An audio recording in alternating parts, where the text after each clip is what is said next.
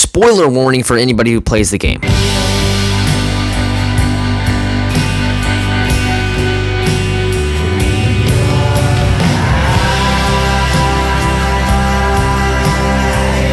Alright, before we start off the video, I just gotta say like a few things. One, I understand my mic quality is like pretty.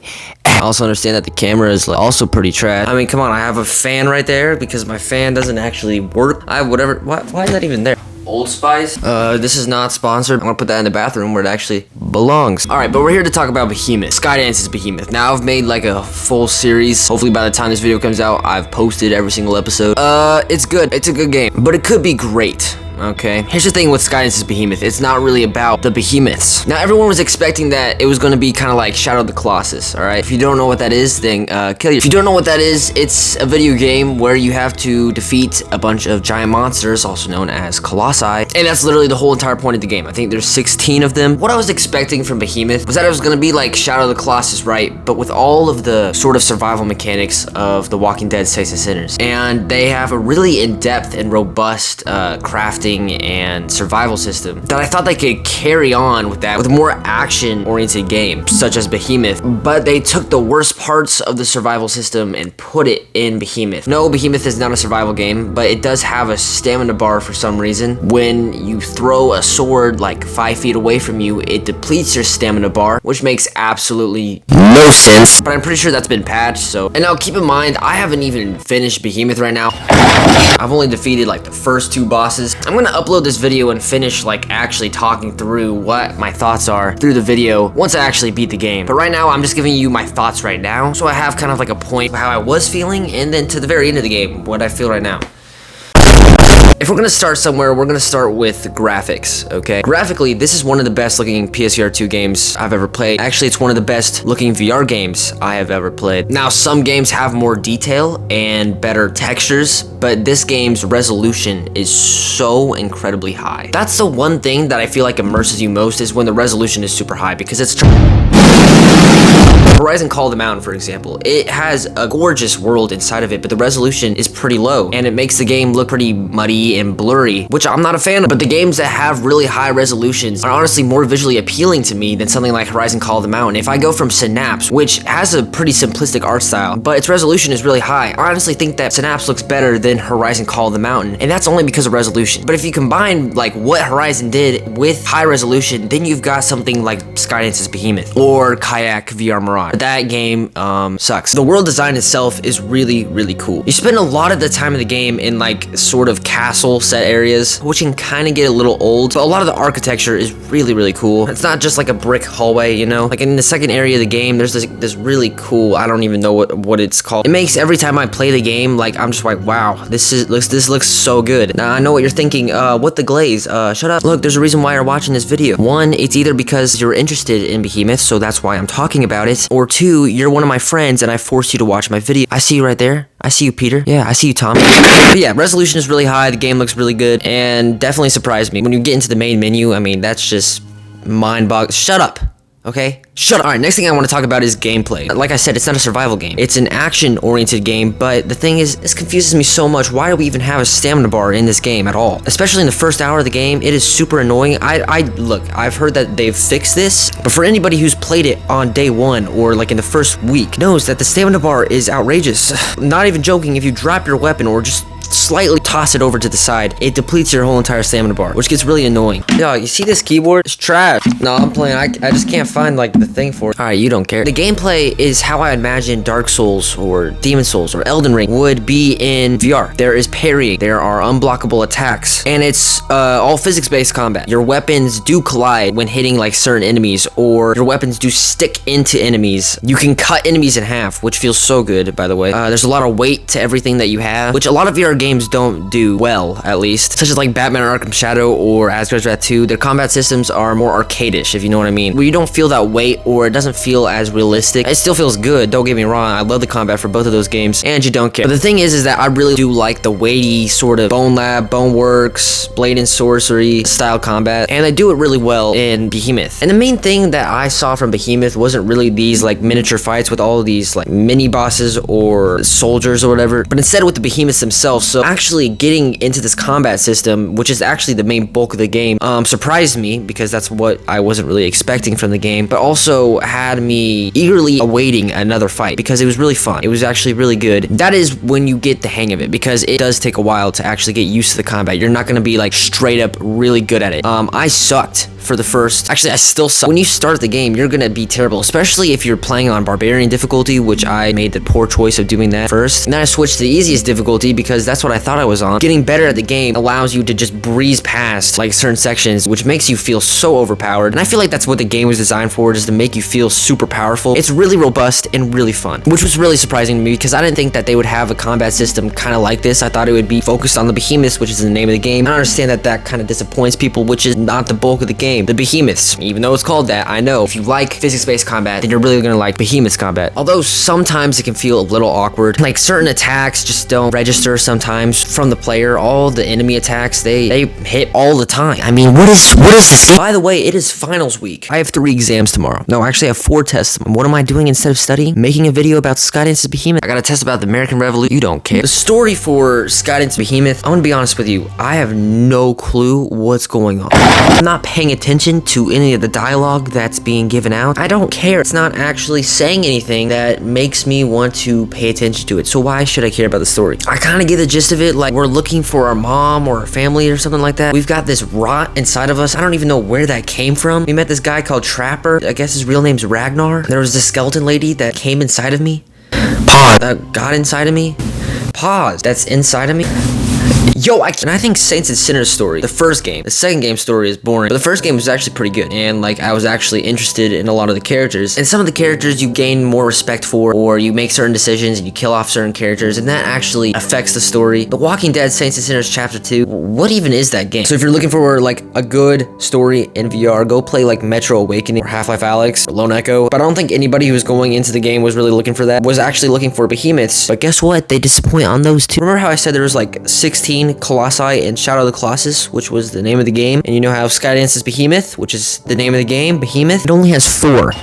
That leads me to my next section, which is the behemoth itself. The first behemoth's like special thing that he has is kind of like this metal ball attached to this chain. He kind of just like throws it and he drags it through the environment, and it's kind of cool because during this section before you actually fight him, you can actually see where the ball has been dragged in the environment from like a distance, which is really cool.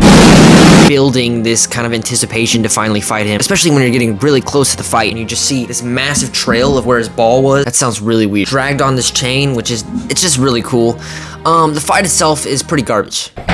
It's mid. It's really mid. The first behemoth fight, the thing is massive, alright? I mean, it's towering over you, and its animations are mid. They're alright, but the fight itself is super janky for some reason. Why? I don't know. I died multiple times because the fight itself is so unclear on what you're supposed to do. What you end up doing is having to pull off these certain chains off his foot. You either stab him or you climb him and then stab him. Do that a few times until eventually there's this part where you have to get the ball stuck in this piece of wood sticking out of the ground, which makes no sense. I don't know how the ball gets stuck in there if it's a metal ball. This fight felt so underwhelming. In my playthrough, you can see me getting stuck inside of the ball. Also, there's these 3 marauders that come out of nowhere, and they were stuck in the ice. Guys, what are you doing, man? And after you defeat them, then you have to go over to the behemoth who's like sleeping. Like, what is going on? So yeah, you climb on the side of his neck, you stab him, he gets up. Like I said, there's this part where he has the ball and he throws it right into a slab of wood, and the wood kind of like has this really weird physics. Some games do that, saving drink. And then you gotta like pull this thing from its neck, and it plays this really awkward animation of it like falling into the spike. You have to do it twice too, and it just looks really unnatural. Really ruins the immersion. I'm not gonna lie. That fight was super underwhelming. I mean, I have to hype it up in my videos and stuff just so it's entertaining for you guys, but for me, the fight was mid. I love the concept of its metal ball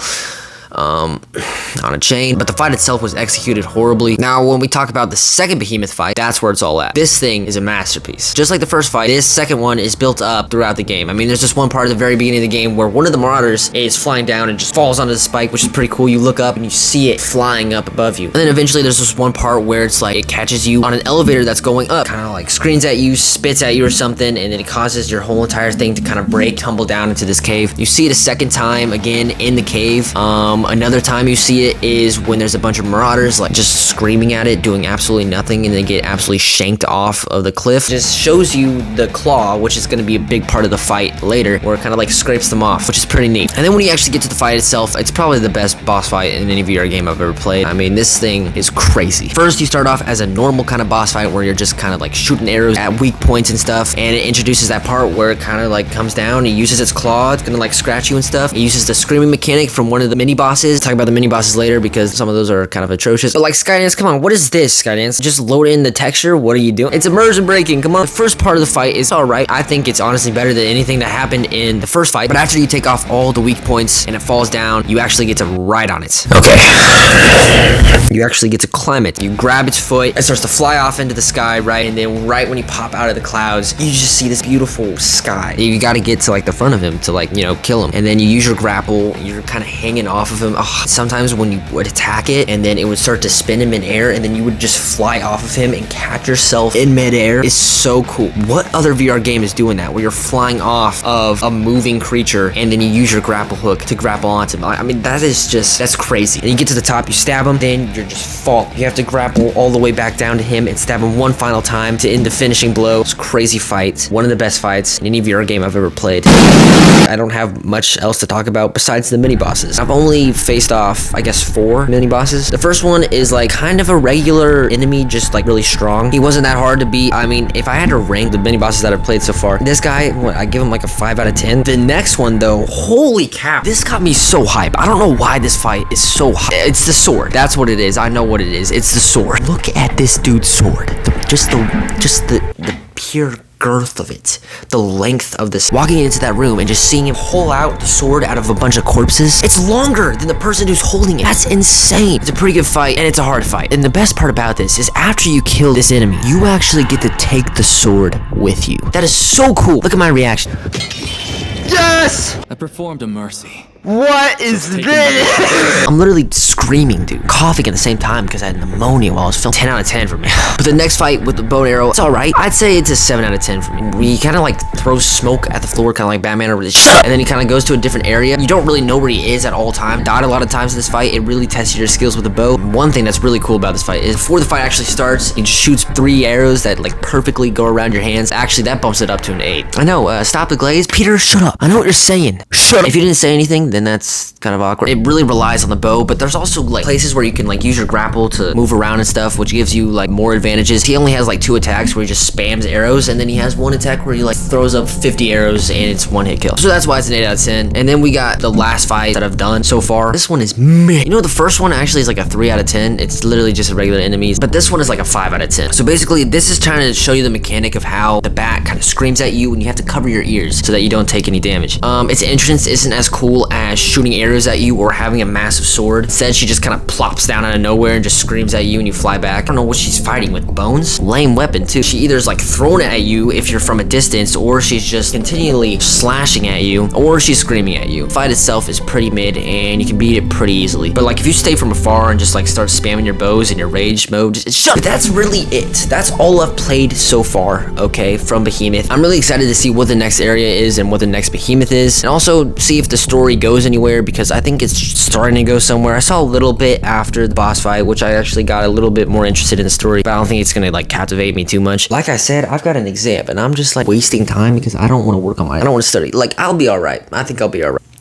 Bro, I'm tripping. I'm not gonna be. I got theater next semester. God, that's about to be You honestly, okay, if you're watching this and you don't care because like you want to watch Behemoth, this is my video. Does it look like I care about your time? The music of Behemoth is fire. Same with the sound design. Overall, really good. The main theme, the main menu is so good. But that's literally all I have else to say about the game. You know what? I'm gonna make a song about it. Behemoth is really good. Except it sucks sometimes. It stinks like shit. But mainly, it's pretty great.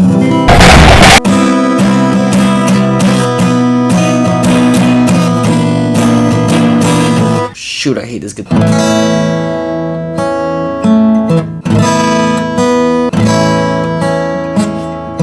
Bro, play the god Behemoth.